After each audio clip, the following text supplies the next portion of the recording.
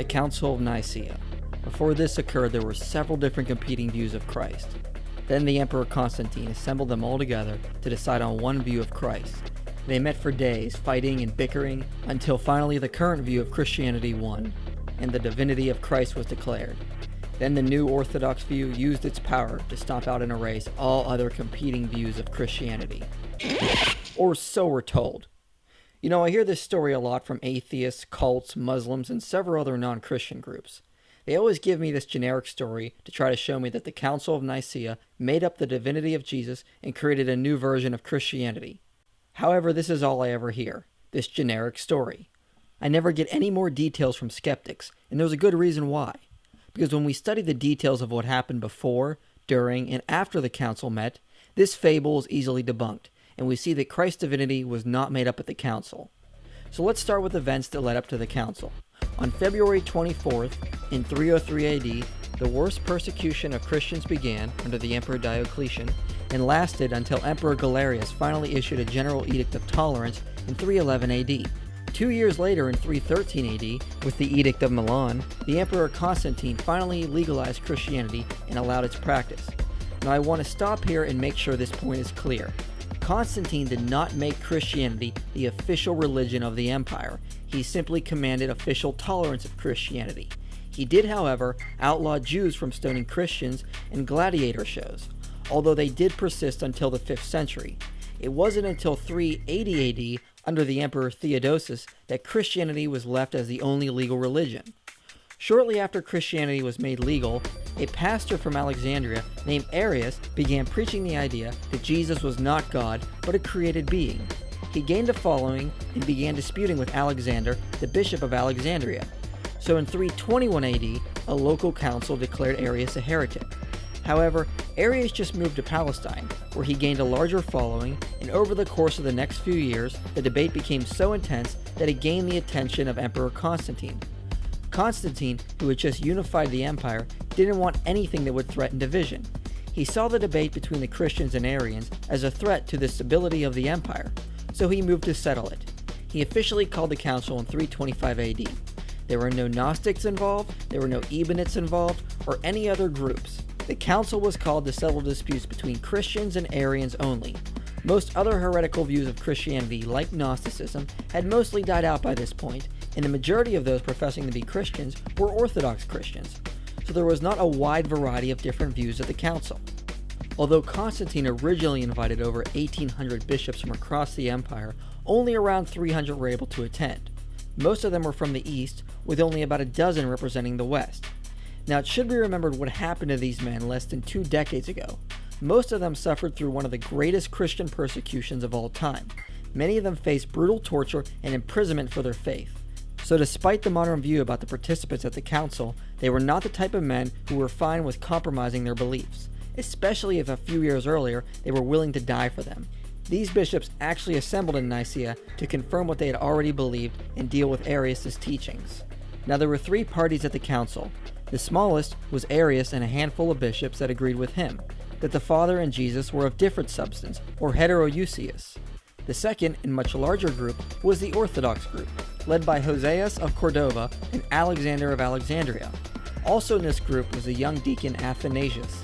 This group held the long-standing belief of the church that Jesus was fully God and had existed eternally with the Father. They said Jesus was of the same substance, or homoousios. Then there was a third group, roughly equal in size to the Orthodox group, called the Eusebian group, led by Eusebius of Caesarea. However, this group didn't differ on theology from the Orthodox view. They also believed Jesus was fully God and had existed eternally with the Father. They only differed on the use of the word homoousios. The reason is because in previous centuries, modalist heresies had used the word to teach that the Father and Jesus were one person and not coexisting persons of one being. So in actuality, the Orthodox group and the Eusebian group didn't differ on theology or the deity of Christ. They only differed on terminology. Now, a big modern myth is that Emperor Constantine forced Trinitarian views on the church, but this simply is not historically supported. Although he presided over the council, he did not push any particular view. He was no theologian. All he wanted was that both sides would come to an agreement and there would be unity in the church. The Orthodox group listened to the views of Arius, and they overwhelmingly rejected his views as being new and distant from the view of the church. Eusebius writes that some of the bishops tore up letters containing Arius' teachings. He then writes that church leaders interrogated Arius using scripture, but found he had a new way of interpreting every piece of scripture. They then pointed out that his views had to be wrong because it was new and it wasn't taught in any early church history. Athanasius rhetorically asked, "How many fathers can you cite for your phrases?" They then formed the Nicene Creed, which is a clear condemnation of Arius' teachings and a confirmation of the Orthodox view. In the end, all but Arius and 2 bishops signed the creed, clearly showing there was no major divisions in church theology. The council then moved to deal with other issues, such as which day to formally celebrate Easter. They formally denounced Gnosticism and other minor sects, publicized 20 canon laws, and dealt with other minor issues. The council did not decide on the biblical canon. The canon had evolved on its own over time. However, according to the Muratorian fragment, the canon was nearly complete by the end of the 2nd century.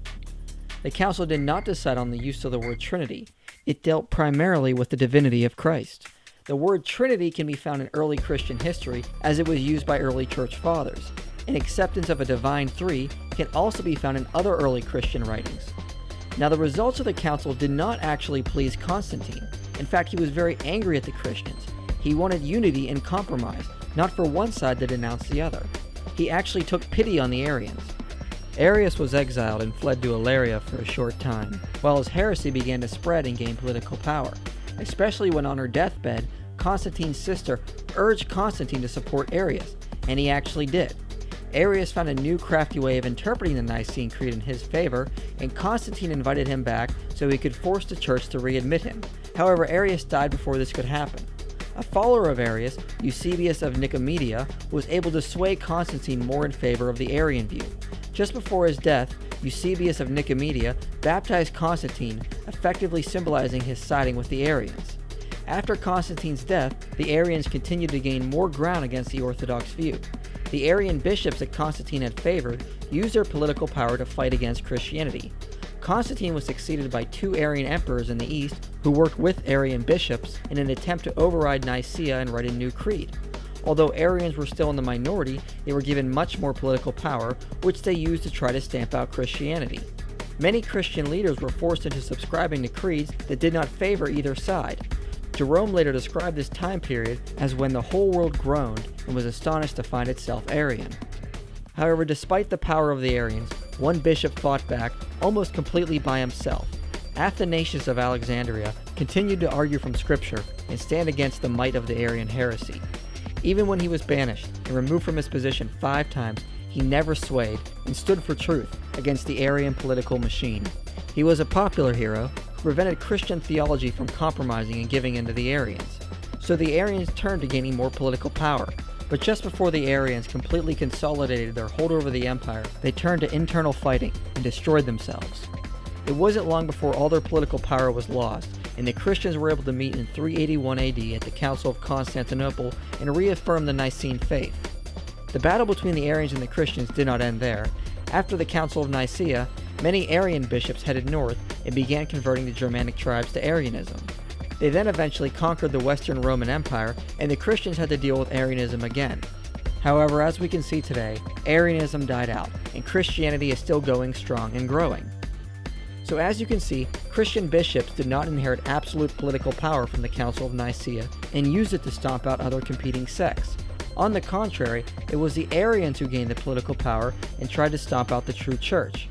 So there is no evidence the council created Christianity, the concept of the Trinity, or the divinity of Jesus, or used political power to erase other competing sects. This myth about the council is a complete fairy tale. It astonishes me how many non-Christians used the Council of Nicaea to try to claim Christianity was made up in 325 AD, when historically there is just no evidence for it.